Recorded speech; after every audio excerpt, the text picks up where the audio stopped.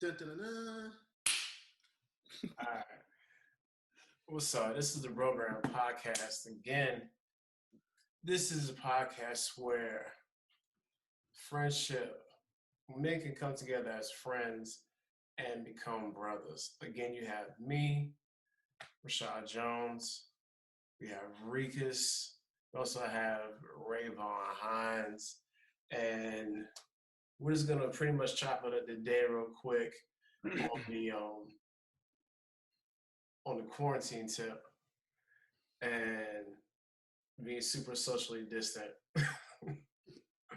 It's so hard, yo. And we're gonna intro Riekus today.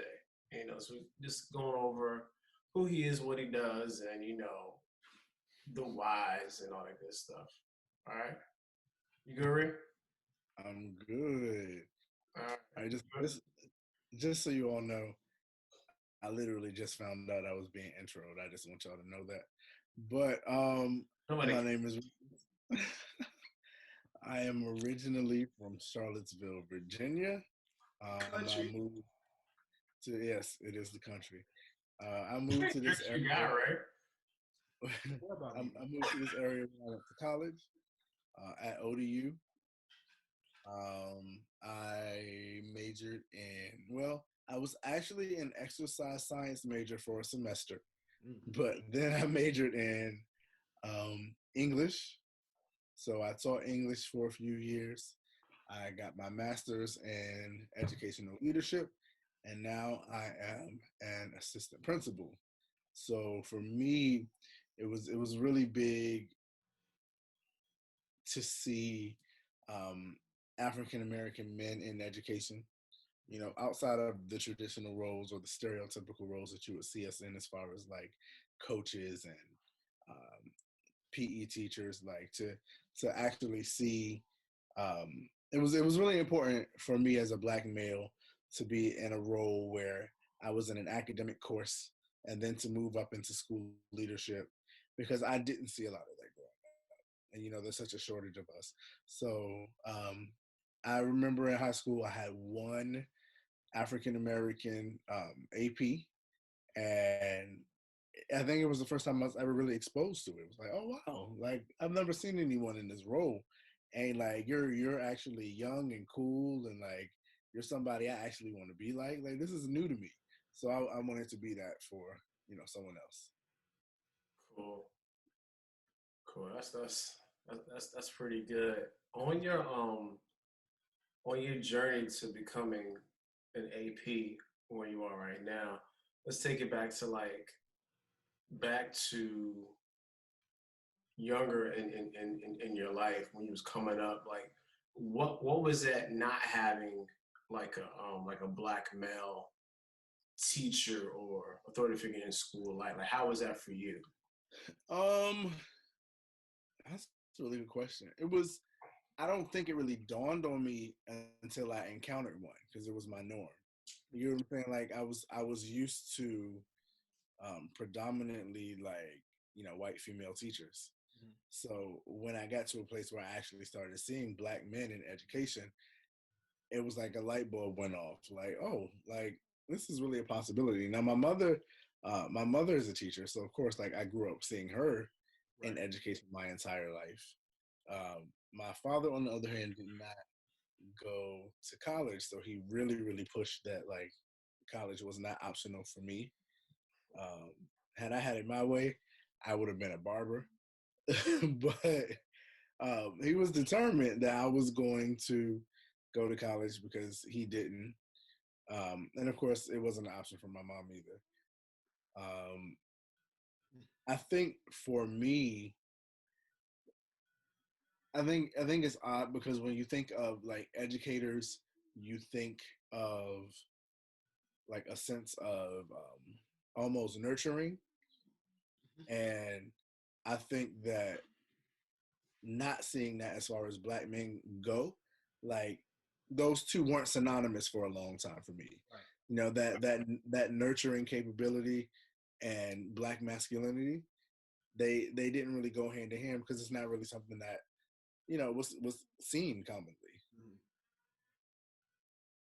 So, with that being said, talk about as far as like your experience growing up in Charlottesville and making your way to a different type of environment as far as like Kingsford High School and teaching there because that's a different type of atmosphere you grew up in and you taught in a way different atmosphere like that. Yeah, absolutely. Being in Charlottesville was well, so and it really depends on what area of Charlottesville you were in. Like you have the city and you have the county. I was in the county, which is what's the best way to describe the county? Country. It is a little country. It is less Bougie. urbanized.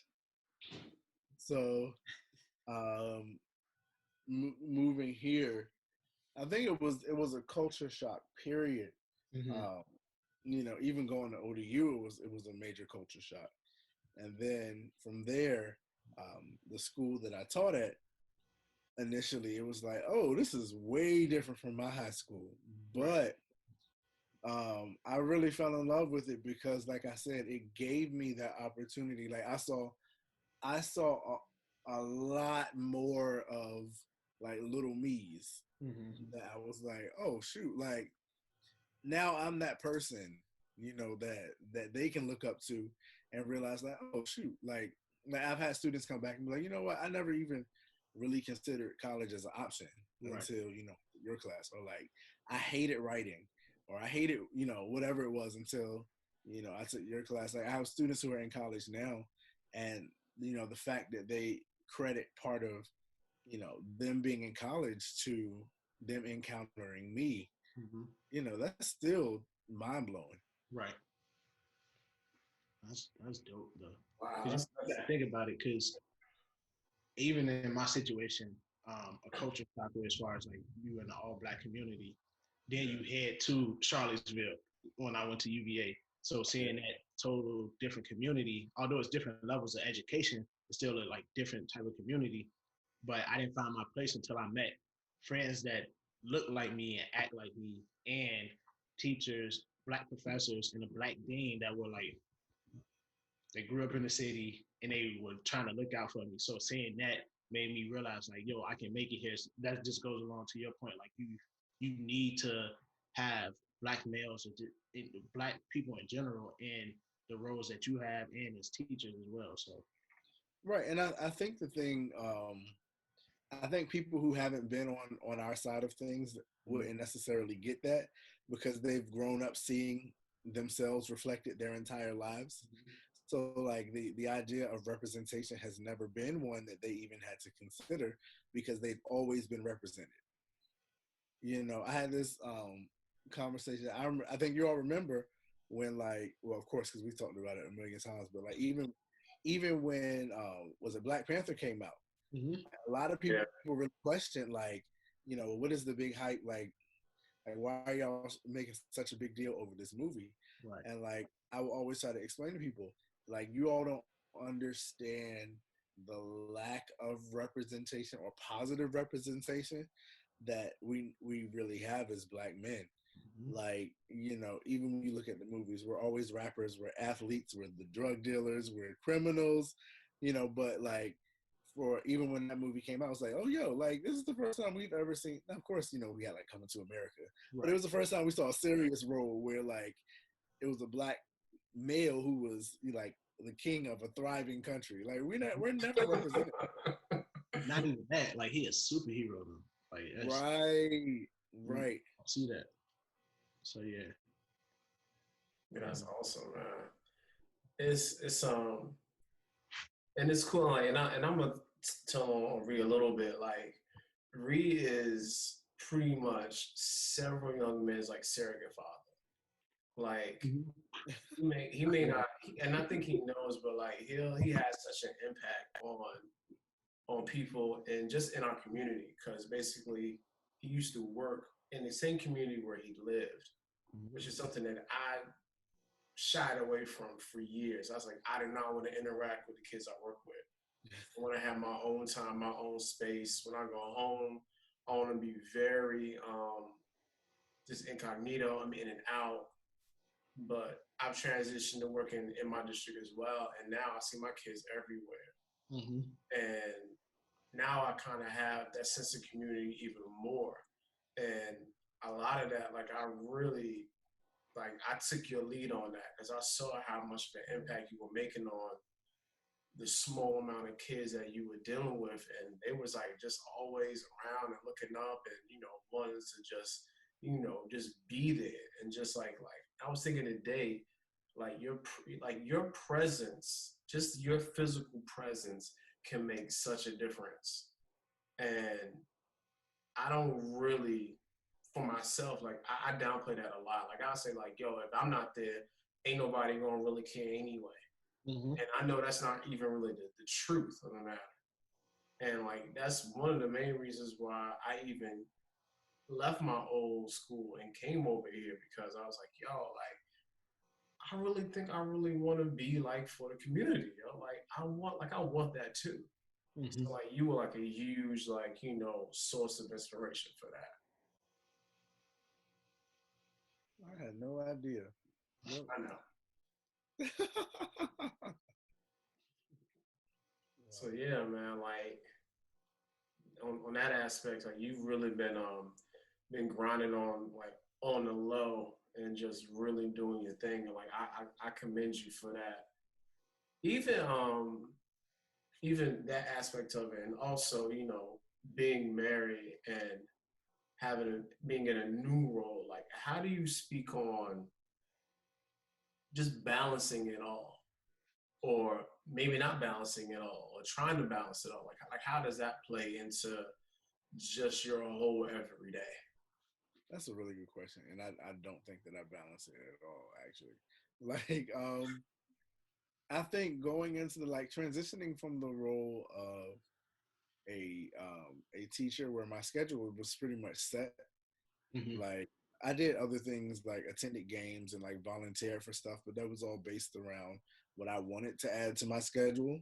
Yeah. Whereas like being in the role of an administrator, like the schedule is forever changing. Like, and there are constantly things being added to it, and there are things that there are more responsibilities that are not optional. Right. So this has been an interesting year because this is my first year, my first year in this role. So like it's been a huge year of adjusting as far as being married. Um, when am I going to be home? When do I have to be at work? I'm gone a lot, and then it's like right when we got to the point where it was like we kind of started to like coast and kind of got into a rhythm. It was like, oh, school shut down. But then it was like, well, school shut down, but school's not shut down for administrators. So, and then it was like, all right, well, this is going to be the administrator schedule. And then it was like, all right, well, this is your schedule, but it's not really your schedule. And then it's ever changing and ever evolving based on the needs of, the school and the students. And then I'm one too where I'm most productive when I'm not in the house. Mm-hmm. So like I'll still go to the building, even though the building is empty, just because I know I can get stuff done there. If I'm home, there's too many distractions. Mm-hmm. So it's definitely been a challenge to balance those things. And one thing that I try to do, that a mentor of mine told me, because he was a principal and then he moved up in his role, and he said that from the time I walk into the building, I grind extra hard because when I leave, like when I'm home, I want to be home. So I try to keep that in mind when I'm at work. Like, I may run myself thin while I'm here, Mm-hmm. but that's because the hope and the goal is that when I walk in the house, I can be home and I can actually be present and not just like I'm here, but I still got stuff to do. Right. I like that. I kind of want to revert back to like the teaching aspect of you. So most people don't know about like your past roles in the church and how that teaching could have prepared you to teach in the classroom. So could you speak on that a little bit? Yeah, like I've done a lot in church as far as like working with the youth. Mm-hmm. And I think one of the things that, well, and actually, well, yes, a lot of it paralleled as a teacher.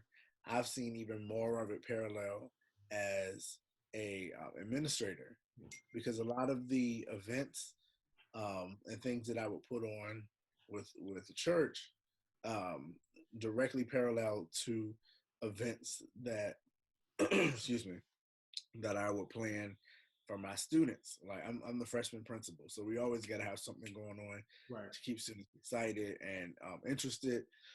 I'm sorry, it's not the Rona. I choked on my spit, but That sounds great. but yeah, a lot of the stuff that like I would buy to plan events for church. A lot of the like I had a bunch of backdrops. I had lighting. I had all kinds of stuff that Mm-hmm. I would do with church. That when it came time to plan events for my role as an administrator, where everyone was thinking I was being like super innovative, and I was coming up with these new ideas. It was like, well, yeah, I did come up with this idea, but like I didn't have to come up with this idea in this moment. Like, it's something, and I think that really speaks to just operating in your purpose. Right. Like when you really operate in your purpose, I think it is all encompassing. Mm-hmm. So when you are operating in your purpose in one area, I think that spills over into the next, Mm-hmm. and you find yourself being able to walk purposefully in all areas. Mm-hmm. That's dope. Okay. You got a follow, right? I do. I'm trying to figure out how to word it for real. But Well, I think, but basically, another thing is that what you're doing now, I think is inspiring to other people, like that administrative role, and just seeing how it don't matter where you come from, like your background or anything. Like you can come from the hood, you can come from a 2-parent home, you can come from a single parent home where that single parent is very successful, stuff like that. Um, but you can't let that dictate where you're trying to go. And like you said, it's all about knowing your purpose and understanding your purpose. And I think when we don't understand our purpose, that's when things start to fall downhill. Right. I agree. And I think a big part of that too is like, yeah, it's great to hear that like I was encouraging or that I inspired people. But I think a big part of that too is making sure that you are surrounding yourself with people that have similar goals and that are also motivating you. Like one of the things that really helped me was that like, and this was early in our friendship, but like you and I were in school at the same time. That's So true. like times where I really was like, I'm not feeling this. Mm-hmm. I don't want to do this paper. I don't feel like registering for another semester of classes. I don't feel like doing, like times where I really just wasn't feeling school. Mm-hmm. Like you be like, oh, I gotta go home and do this homework, or have you registered for classes when your next classes start? And even though it wasn't like an outright like, I'm trying to keep you motivated, like it was still motivating because it was Right. like, all right, my brother's he's grinding too. Like I'm not in this by myself. No, not at all. And that's the thing, like you said, surrounding yourself with people that have the same goals as you or like doing the same type of things that you're trying to do right now. Right. And that just helps. And I think Oh, the same thing with like exercising, like we all have similar goals. Like yours is like to be a fitness IG model for this, and I just trying to run with no shirt on, and then I just want to compete yeah. all. So but we still working out together, and we still got some of the same goals, which is to be healthy and just have fun while doing it, and just motivate each other and other people, which is I think that's a huge thing though. Yeah, Like I agree. Yeah. Slight shift. So, Okay, so like everything we said is awesome, great. Just want to speak about like just the grind of this whole thing. All right, so how do you manage insecurities when you have to put on the face of absolute confidence? Come on, man, that's a too tough of a question. That's a real question though. Like, I feel like you're causing me to like really think. Like, okay, Because those are things that we all have. We all have our, ask the question again. how do you handle your insecurities while still having to be confident in the roles that you play? I think it varies from role to role. Like, as far as my job, like, I actually try to be really transparent with my students. Like, when I have to put on an event and I know I have to talk in front of like the entire school, or like in front of the entire freshman class, or in front of like a group of teachers, like, I don't mind like telling my students, like, yo, I'm actually really nervous about the fact that I got to get up here and talk in front of all of y'all. Or even afterwards, when they're like, Mr. Williams, you like, I don't know how you get up there and you just talk. I'm like, y'all, I'm terrified every time I get up there. But it's like, I find that in those moments, it builds confidence in them. You know, it's one of those things where it's like, um, I allow my own insecurities to help inspire them, because a lot of times it's stuff that they're insecure about, and they may feel like they're the only ones who are insecure about it. And for them to see like, oh, Mr. Williams is he be shook too when he get up there to talk, but I can't tell. It kind of gives them that confidence that like, okay, I can do this, and even if I am nervous on the inside, I can build that confidence to where I can still do it effectively, even if I'm still nervous. So I think transparency, that's one area I've learned to be really transparent. I don't know. What are some, like I said, I think all of us play multiple roles. And I don't think any of the roles, like I said, I think each role has a different response. Mm-hmm. And that's not even to say that it necessarily should have a different response. It's just that I think we do. Yeah, ask about you, not everybody. So I understand. That makes sense. That's actually a really good answer. Mm-hmm. I try to be deep. I'm sorry.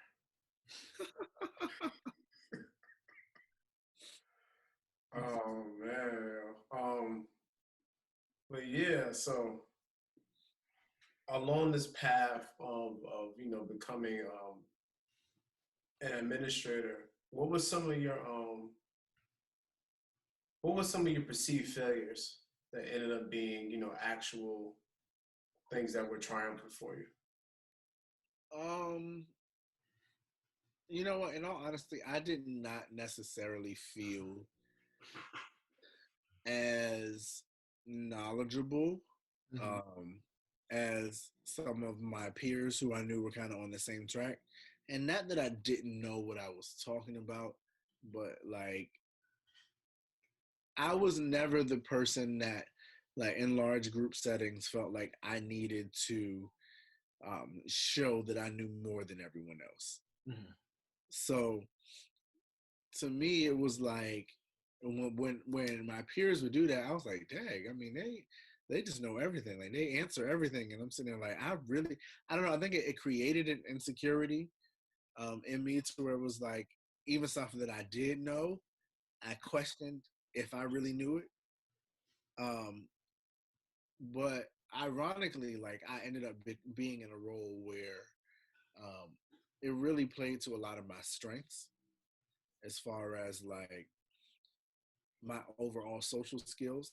Mm-hmm. Like, my role is an extremely social one. Like, a lot of the administrative roles can really be behind the scenes, but like, being over the freshmen, like, there's so much that you have to do between communicating with parents and really being visible as far as social media, and even dealing with your rising ninth graders for the next year.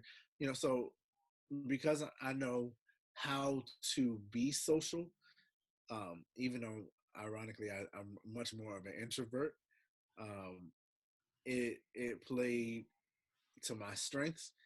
And then my again, like I said, I think I kind of convinced myself that I didn't know a lot.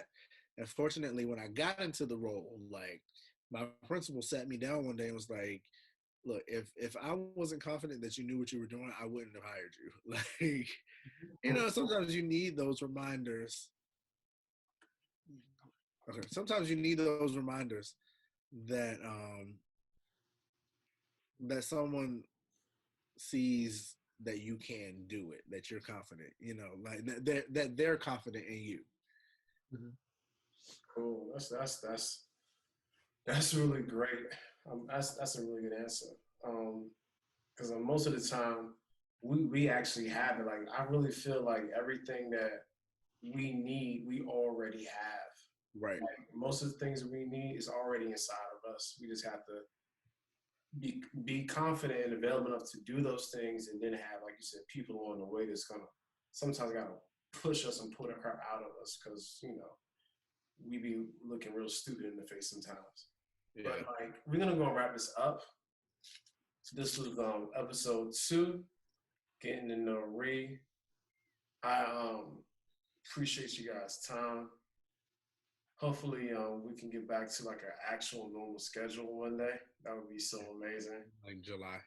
Yeah, hopefully so.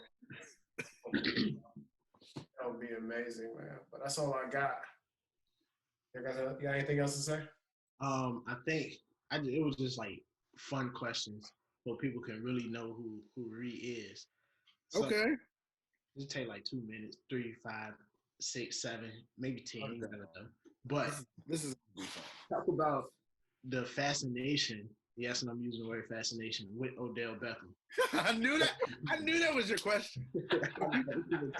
What people fail to realize is that Odell Beckham and I are the same person. Like we just are. Like, you know, his entire swag, his personality, like it's me. Like I'm really convinced that that's me. Like, every time I see a picture, I even share it. Like I send it to y'all. Like, did y'all go like my new pic? Like, and you wanna know what? The crazy part is, like my students had even said, I was like, it was always you seem like you be friends with somebody like Odell Beckham. I was like, finally somebody understands me. Like I've been saying this for years. That's stupid. Oh, that's funny. I don't know, man. You're right though. I think your personality, the way you dress, the things you like as far as like material stuff. Right. I think that I see a lot of that in you as far as like being Odell Beckham like. Oh, Beckham-esque. Right. Beckham-esque. So what about your choice of music? So what do you listen to on like a day-to-day basis? Like let the people know like what you like. Let the people know, man. Let the people know. I'm like super, super diverse. Like for one, like I love contemporary Christian music. Okay. I love, of course, like 90s R&B because I sing. I love rap music. My favorite song is "Wipe Me Down." my other favorite throwback song is "Crush on You." What else? But I'm like super diverse. Like I also like one of my favorite artists is Lenny Kravitz. Like I love Lenny's music. So it's like, you know, I don't think that there's anything that I necessarily listen to every day. It really depends on what mood I wake up in. Like, what do I feel? Do I feel like Lenny or do I feel like T.I.? Like, do I feel like Hillsong or do I feel like Biggie? Like, you know, it depends on the day. But that's two different extremes. Hillsong and Biggie. Hey, you never know what you're gonna wake up to. So. Wow. Okay. So, all right, we in the gym. We got like 3 minutes, right? That's fine. This Just is let you know before you get cut off. so we in the gym. So what is your favorite body part to work out? Chest. Why? Well, okay, so because I mean everybody wants a nice chest. That's like I don't know. like, when I I don't reach feel my like boobs. when I reach my shirtless jogging goal, I need to, like, all of this has to be perfect. But I actually, really, if not chest, it would be legs. The only thing I don't like doing is back because I can't see it. So that's why I don't have any tattoos back there yet. Because like I can't see it. Like to me, that's like $300 wasted. Like I feel like back tattoos should be discounted because I can't see it.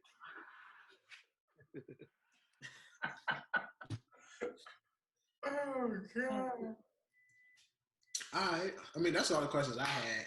I was just trying to get the people to actually know the fun part of reading, not like the business part. You know what I'm saying? Yeah, the job interview part. Yeah. You know, that part. That's too crazy, man. All that part is crazy.